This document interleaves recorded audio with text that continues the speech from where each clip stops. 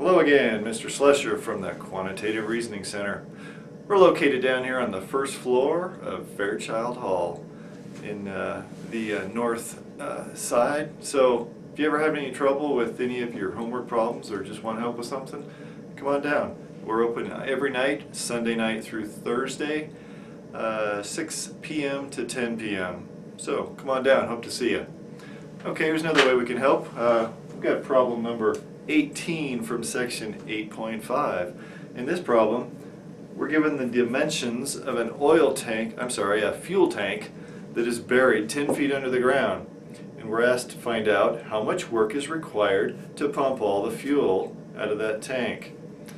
Okay, so that might seem like a daunting task, but we'll break it up and we'll start with just taking one little slice of that fuel out of that tank, and then we'll just add them all up. Sound easy? Alright, here we go. Alright, one slice. Let's call that our representative slice, and we'll say it has a thickness of delta H. And of course our tank has a radius of 4, it's 12 feet long, and it's buried 10 feet underground, as we already said. Okay, so this little slice that I'm pulling out of here, it's got a shape of a rectangle. Okay, it's a rectangle with some thickness. So let's go ahead and pull that thing out, see what it looks like. Oh, okay. So it is delta H thick. It is 12 feet long. But how wide is it? See, that's the problem, is the width keeps changing on us. So let's figure that out. We show the end of this tank here, a cross section, and let's just put a diameter across here, and we know that the tank has a radius of 4 feet, and let's just look at a representative cross section of W from whence this rectangle may have come. And for what we're going to do in this problem, we're going to use the center of the circle, or the center of the tank, if you will, as the 0 reference point for our H, for our height. Okay, so since this center point is 0, my cross section that I've chopped out of there is H high. Okay, keep that in mind. The center is 0. We're going to be using that a couple more times. Okay, so I need to find W. Well, we can use our friend the Pythagorean theorem here, and I know that half of W squared, just this part of it, is equal to 4 squared minus 8 squared. Simple enough. Then I can square both sides and get W over 2 is equal to 4 squared minus 8 squared square root. And that makes W equal to something like 2 times square root 4 squared minus 8 squared. Okay, so that plays well with what we're looking for here, because we're looking for the dimensions of this little rectangle. So we need the length times the width times the thickness to get the volume of that chunk. Okay, so now we know the width. We know everything we need to know that thing's volume. So its volume is equal to 12, that's 12 feet, times the width, which is 2 times square root 16 minus h squared, times the thickness, which is delta H. Alright, so now I've got the volume of one slice, if you will, of fuel that we're going to be pumping out of that tank. See how much work it takes. Okay, I think we're all through with this. Take notes if you need it. Stop the film. Okay. Now, let's take a look at what we need next is we need the force. I have the volume of this in cubic feet. So let's look at the force that we're actually going to be pulling against to lift that slice of fuel, if you will. So in order to get that, we're going to need to multiply it by its weight, which they tell us in the problem is 42 pounds per cubic foot. So I've got 24, simplifying here a little bit, square root of 16 minus h squared times 42, and that is pounds per cubic foot, and delta h, and this units are cubic feet. The feet cancel, and I'm left with pounds. So my force is 24 times 42 square root of 16 minus h squared times delta h pounds. So let's write that out. It equals 24 times 42 square root 16 minus h squared delta h pounds.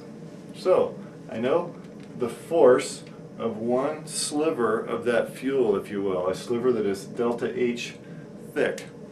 Okay, so that's one sliver, but I need to know how far am I going to be lifting that sliver? Well, if I'm pulling it from a height of h, and remember we're using the center as our zero reference point, so my total height would be 10 plus 4, 14, but if I've already lifted at h, then I'm 14 minus h, so that's the distance I'm going to be lifting that slice. And this does work out. Don't worry about down here, because look what happens. If I got a slice down here that's 2 below my reference point, I'm 14 minus y. In this case, y is negative 2. So 14 minus negative 2, 16 feet is how far I'd be lifting that slice. So it works. Trust me on this. Okay, so in order to get work, I need to take a force times distance. So work is 24 times 42 happens to be 1,008. And I've got square root 16 minus h squared. And now I need a distance, which we just talked about, is 14 minus y, I'm sorry, 14 minus h, that is my height, and delta h, and that is a foot-pound in units, because I took pounds and I multiplied it by some feet, so I got foot-pounds. Okay, again, that is the amount of work required to hoist one slice of fuel, delta H thick, clear out the top of that tank and out the top of the very top of the spout there. Okay, very well. Now I need to add them all up. I've got a whole bunch of slices here that I'm going to have to account for. So let's add them up with our friend the sigma, and we will add all this up here. Square root 16 minus h squared times 14 minus h times delta h. Okay, so I'm going to add all those little slices up, and I'm going to take the limit as delta h approaches 0, so that I can get a really accurate answer. And basically I'm going to have just a infinite number of slices in that manner. Okay, now we call this an integral. So I'm going to take the integral. We got some work to do here. This is ugly. First of all, I'll pull out that 1,008, and then let's distribute this 14 minus h among this thing right here. So I've got 14 times square root 16 minus h squared. Okay, there's that part of it. Now let's distribute this h over here. I've got minus h times square root 16 minus h squared. Alright, and each of those is times dh. Okay, what I can do here is, you know, from the integral FSE, I can treat this as two separate integrals. But what about my limits of integration? Again, since zero reference point is in the center of this tank, I'm going to be going from -4 to +4. Okay? -4 to +4. Okay, so we've got two integrals to work with here. Let's erase all this and make some room and work these integrals. What do you say? Okay, we're back. I've rewritten the integral up here so we can have plenty of room to work. And let's just take a look at these one at a time. Remember, they're both multiplied by 1008, which was 24 times 42. Okay, let's take a look at this one first, just for simplicity's sake. This one's fairly easy. I can do it by substitution because the derivative of the inside function is right here within a factor of a constant. So if I take this integral, I get 16 minus h squared times -1/2, 3/2 divided by 3/2 evaluated from -4 to 4. Okay, what do you notice about this quantity here? No matter whether I put in -4 or +4 into this thing, I'm going to get the same answer because the h is squared. And since I'm subtracting one from the other, which fundamental theorem of calculus, f of b minus f of a, I'm going to be subtracting the same amount from each other, so I'm going to get 0. So suffice it to say, this whole thing is going to 0, so we can discount it.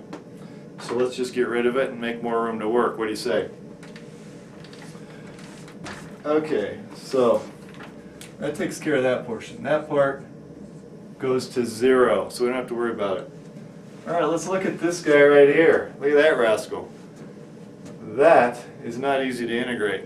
In fact, we don't even have the tools to integrate it yet in Calc 2. So here's what you do. You look in the back of your book to the integrals that are worked out, number 30 and number 28, and they will show you the answer to that integral. We have 1008 times 14 times. Okay, here's the tricky part. 1/2 h square root of 16 minus h squared plus arc sine of h over 4. Oh, there's a 16 right there. 16 times arc sine h over 4. And that whole thing is evaluated -4 to 4. Okay. Dropped a parenthesis there. Okay. So, shove that in your honor later, and boom, out pops the answer. What a deal. Here it is. 1008 times 14, and then this whole thing right here works out to be 8 pi.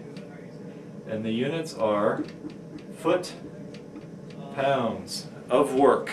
That is the work required to pump all of that fuel out of that tank to a height of 10 foot above the tank. Don't worry about this integral. I have it on good authority. You won't see one on the GR, but it's nice to know where to find the answer if you happen to need it. There you have it. Take care. Bye.